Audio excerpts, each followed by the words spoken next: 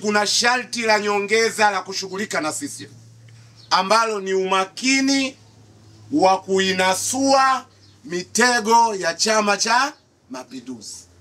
Unaposhughulika na CCM, umadhubuti peke yake hautoshi. Miaka 30 ya mageuzi imewaona wana mageuzi wengi ambao wameshindwa kuitekeleza ndoto ya mageuzi, sio kwa sababu wao sio madhubuti, ila ni kwa sababu walinasa kwenye mitego ya CCM. Sasa kile kilichotokea ni mtego ambao CCM waliuweka. CCM iliweka mtego wa kisheria, ikasema kwenye kanuni za maadili, ikaweka kifungu ni kinyume kabisa na katiba. Mimi ni mwanasheria, kuna vifungu vinakuwa vimeshindwa kukidhi haja ya kile ambacho wanasheria wa katiba wanakiita constitutionality test, yaani kipimo cha kukidhi matakwa ya katiba, kwa sababu kanuni na sheria za nchi lazima ziwe zinaweza kukidhi kipimo hicho, kwamba kanuni zote ni lazima zikidhi matakwa ya katiba ya Jamhuri ya Muungano wa Tanzania.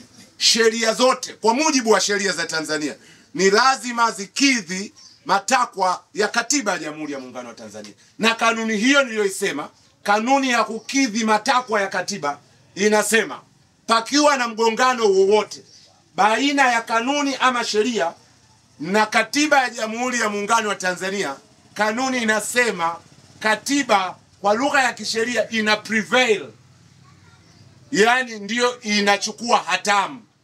Kwa hiyo ukiona kanuni yoyote, ukiona sheria yoyote inagongana na katiba, wala usipate shida. Kinachochukua kipaumbele ni ule msimamo wa nini? Wa katiba. Na hiyo sheria na hiyo kanuni, wanasheria wanasema itakuwa unconstitutional, itakuwa ni kinyume na katiba. Na iliyokuwa kinyume na katiba maana yake haifanyi nini? Haifanyi kazi. Sasa kwa mwanasheria yoyote yule, na katibu mkuu wenu ni mtu wa sheria, au sio? Ni mtu wa sheria, wala hahitaji wewe uwe wakili mbobezi kuijua kanuni hiyo. Lakini ambacho watu wanasahau, tuna deal na CCM ambayo rais wake mchana kweupe akatangaza marufuku mikutano ya hadhara. Tamko hilo la rais wa Jamhuri ya Muungano wa Tanzania lilikuwa ni unconstitutional, lilikuwa ni kinyume na nini? Na katiba. Lakini tulifanya mikutano? Hatukufanya mikutano. Kwa hiyo unapodili na CCM ni lazima pia kuwa na umakini wa kutegua mitego ya Chama cha Mapinduzi. Kwa hiyo wakaweka kanuni inayosema chama chochote na mgombea yoyote, sio tu chama na mgombea anayetaka kushiriki uchaguzi kwa kipindi cha miaka 5 tangu kutungwa kwa kanuni hizi, chaguzi kwa maana ya chaguzi kuu na chaguzi za marudio kwa miaka 5, anayetaka asaini kanuni za maadili. Na wakaongeza asiye sign hatoshiriki. Mwanzoni kwenye rasimu walisema hatoshiriki kampeni. Kisheria ukisema kampeni maana yake anaenda kwenye uchaguzi ila hatopiga nini? Kampeni. Wakafuta hiyo wakasema hatoshiriki uchaguzi. Pia muone kama ni mtego huo. Haukuwa mtego huo. Tena haukuwa mtego mdogo. Sisi tukashauriana, tukasema sikilizeni bwana, matatizo ya nchi hii, sheria ni tatizo, lakini mimi nawaambia ukweli, katika nchi ambayo ina utawala wa kidhalimu, suluhisho sio sheria peke yake.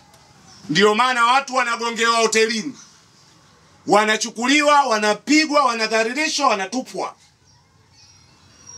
Hiyo sheria inakubali mambo hayo?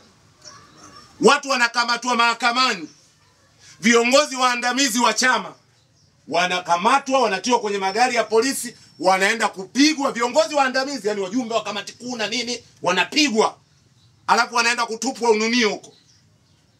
Hiyo sheria inaruhusu mambo hayo? Nchi hii lazima tupambanie mabadiliko ya katiba na ya kisheria, lakini tujue CCM ina kitu kinaitwa impunity. Yaani ishaingia wazimu humu kichwani, haijali sheria, haijali jambo lolote. Kwenye uchaguzi tuangalie ukweli. Kuna sheria inayosema wakala umtoe kwenye kituo? Hakuna. Mawakala wetu si tuna mawakala siku hizi. Tunadanganyana tu kwamba apisha mawakala, fundisha mawakala, ni uongo tu. Wakala hana uhuru, wakala akai kwenye kituo akakagua vitambulisho, wakala aoni utaratibu wa kupiga kula kule, wakala apewi nakala ya matokeo. Huyo ni wakala huyo? Hapo maana yake wewe umepeleka kikaragosi. Ndio kweli wenyewe. Kwa sababu wakala kazi yake ni kulinda maslahi ya mgombea. Unayalindaje maslahi? Wewe mtu tuna vibunda humu unamuona kabisa zile kula zile. Ukitaka kusema hizi kula apande tumsachi, unachezea makofi wewe unakaa nje. Wewe wakala wewe? Wewe sio wakala. Lakini hakuna sheria hata moja inayosema kwamba wakala apigwe, wakala abugudhiwe. Hakuna. Hakuna sheria inayosema polisi akipelekewa karatasi za wizi za kula akae kimya. Hakuna. Lakini CCM haijali sheria. Sisi tukasema huu ni mtego. Tunaufanyaje? Tukasema twendeni tu sign ili tupate haki yetu ya kushiriki uchaguzi katika miaka 5 ijayo. Na tukasema siku tutapoona hatutaki kushiriki uchaguzi, hakuna sheria inayosema aliyesaini basi ndio anashikiwa mtutu akashiriki nini uchaguzi. Maalim Seif 2015 sikuwa tumesaini kanuni za maadili. Alipouona huu mchezo ueleweki, akasema tu kwamba mimi uchaguzi wa marudio sifanye nini, sishiriki. Lakini usikubali mtihani wa kuikubalia CCM miaka 5 ijayo wewe usishiriki uchaguzi. Wengine mngetupa mtihani, hiki chama kingetufia. Watanzania tunajuana. Tutaoneshana moli sasa hivi. Kamanda kaza, mpiganaji kaza. Baadaye Kondo Bungu ataingia. Ushe utashamili huko, unamuona dua zimezidi kwa wingi, Kondo unamuita. Sasa ndugu yangu uchaguzi ndio siasa, sasa hatushiriki. Unabaki uko peke yako pale Magomeni kwa sababu wa Tanzania hiyo consistency, huo uwezo wa kuhimili kama wa Palestina.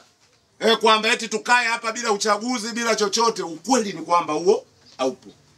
Kwa hiyo mtego huo sisi tukauvuka kwa kusema kwamba haki ya ACT Wazalendo ya kushiriki kwenye uchaguzi iko secured, iko pale. Tukitaka kushiriki tutashiriki, tusipotaka kushiriki hatutoshiriki. Na hiyo ndio hekima ya viongozi wa ACT Wazalendo.